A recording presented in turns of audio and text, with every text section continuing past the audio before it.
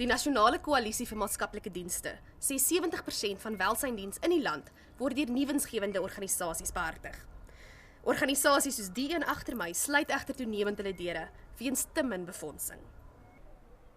Die Armstrong Burning Huis in Pretoria is 'n plek van veiligheid vir getraumatiseerde jong meisies. Hulle is almal tussen 13 en 18 jaar oud en baie van hulle is swanger met geen ander heenkome nie. Die huis het reeds in 1905 sy deure geopen. Maar dit sluit einde van jaar omdat daar bloot nie meer geld is om dit aan die gang te hou nie. Huidiglik befonds die staat slegs 50% van die uitgawes wat nodig is om 'n sentrum soos hierdie op die been te hou. Sommige instansies kry selfs minder. De Meilon sê dit kos hulle minstens R5.000 per inwoner per maand en dan moet instandhoudingskoste en salarisse vir die maatskaplike werker en huismoeder nog betaal word. Die meisies word nou na ander plekke van veiligheid oorgeplaas. Marita Kemp van die Nasionale Koalisie vir Maatskaplike Dienste sê dis asof die regering bedreig voel deur die werk wat nie regeringsgroepe doen.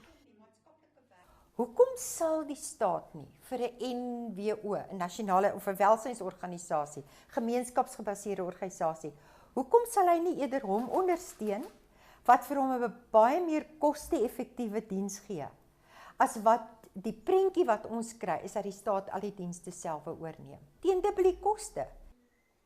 Kemp sê sy die afgelope 2 jaar meer plekke gesien sluit as in haar 30 jaar as welsynwerker. Sy sê daar is ook hopeloos te min maatskaplike werkers en dienste. Kemp sê die Departement van Maatskaplike Ontwikkeling sal beter moet begin kommunikeer en sy besteding prioritiseer. Ek dink die departement moet eerlik wees met die publiek, van waarheen is hulle op pad met welsynsdienste in hierdie land. Ek is bevrees, vir my is die toekoms donker.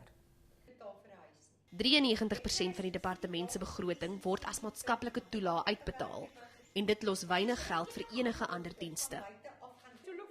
Ingevolge die nasionale ontwikkelingsplan gaan Suid-Afrika teen 2030 minstens 60.000 maatskaplike werkers benodig. Daar is tans landwyd sowat 17.400 in die staatsdiens en by nie-winsgewende organisasies. Carla Coetzee, Een Nuus, Pretoria.